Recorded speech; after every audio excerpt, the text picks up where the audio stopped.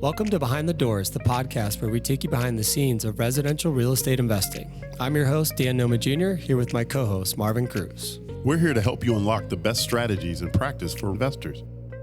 Whether you're just starting out or you're a seasoned pro looking to scale your portfolio. We've spent decades navigating the ever-changing world of real estate, and now we're sharing everything we've learned to help you succeed. From off-market deals to cash flow management and everything in between, we'll break it down and bring you actionable insights that can make a real difference in your investments. So get ready to open the door to new opportunities and take your real estate investing to the next level. Let's dive in. All right, Dan, it's that time of year again. New Year's resolutions. Everybody has them. We're going to lose some weight. By the way, do you have a New Year's resolution this year, 2025? Yeah, I do. What you got? Simplify. Everything this year is in life? Everything's going to be about simplifying. I love it. Everything's going to be about simplifying. I love it. Yeah. Yeah. Yeah. I'm going to start with the same typical. You're going to lose some weight this year? I'm going to be that guy in the gym, messing up the routine. Yeah. Where all these people come from?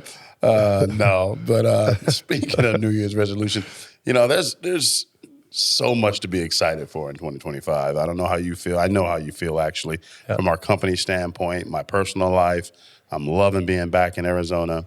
But 2025, I think, is the year we break free, right? We definitely going to hit this thing running.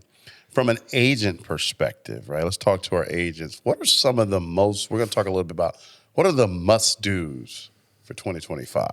So I'm an agent. 2024 is over.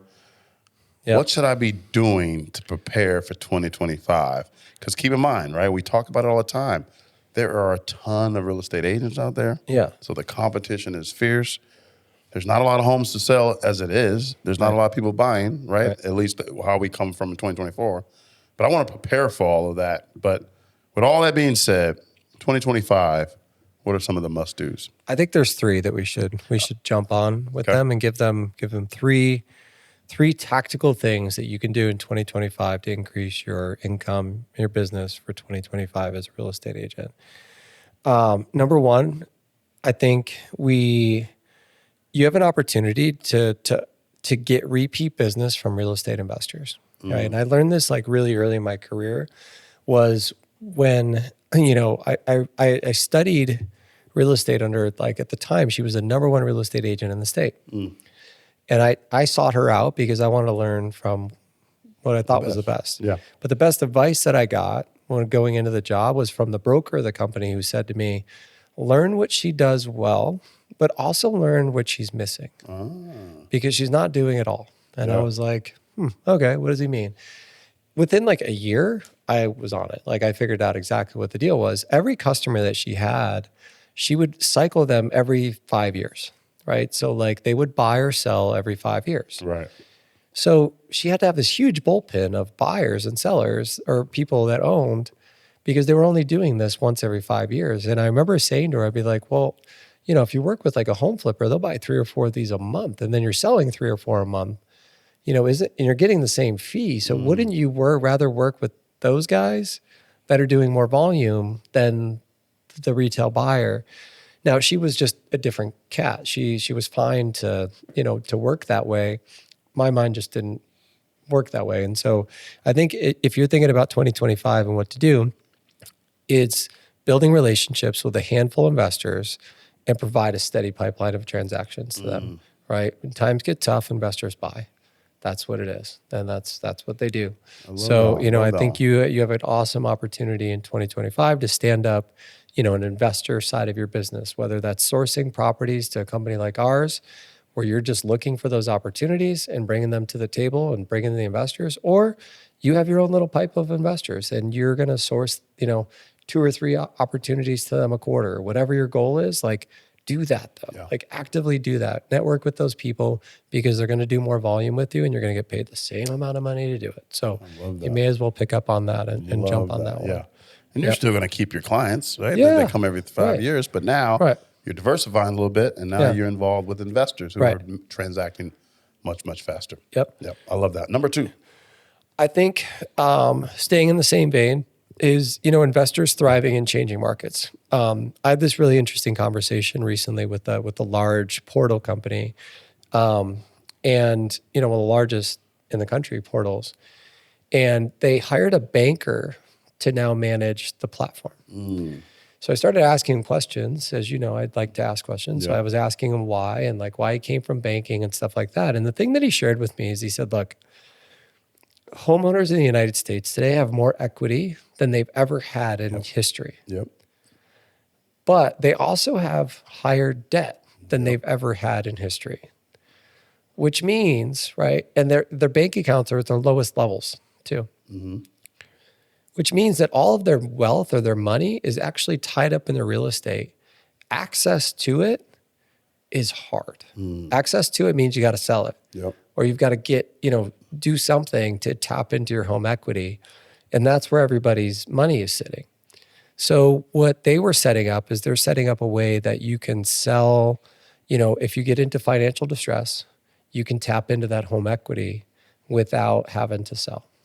Or sell, but do it in an efficient way. Right. So you can do it cheaper, faster, more efficiently. So I think the thing to keep in mind for 2025 is that, like, yes, interest rates are probably going to come down a little bit. Yes, supply's up a lot. But I think that you still have some really strong headwinds in the market that, are going to offer some opportunities for some distress. And distress is going to show up in a bunch of different forms. And when there's distress, real estate investors thrive. That's when they thrive. Yep. And I think there's going to be a lot of opportunity in 2025 to just get your feet wet into this world. Because if you weren't in this in 2007, 2008, when the market completely bottomed out, you weren't doing real estate. Yep. Nobody was buying homes. That's not what they were doing, right? You were investors were buying, but nobody else was doing anything. I don't think it'll get that bad, right? But I do think that there's a ton of opportunity in a changing market to work with real estate investors. So I think, investors, keeping in mind that investors thrive in changing markets, and like making that one of your markers for the year should be top of mind. Yeah, I love that. These investors come to us all the time. I can't tell you how many mom and pop investors, they come with capital, but they also come with no experience. Right. They come with nothing. They're green, right? Agents, I'm telling you, take advantage of this opportunity to be a deal maker for these people, because they're coming to you green. Yeah. Now, wouldn't you want to be that agent that, hey, Dan, I got some money. I know I want to do real estate. Talk to me. Where do I start? Where do I begin? Help me. Yep. Wouldn't you want to be that person that helps them as well as an agent? Yeah. Yeah. Yeah, that's number 3, right? Is build your reputation as that deal maker. Be the person that has the solutions for all of your clients. Yep. I used to educate real estate agents as like a career, right? We had a platform where we educated real estate agents for a while. And what I learned in there was that, real estate agents, can build a lot of credibility by leveraging like other tools. Like there are so many tools in the market today that you as an agent have to know about.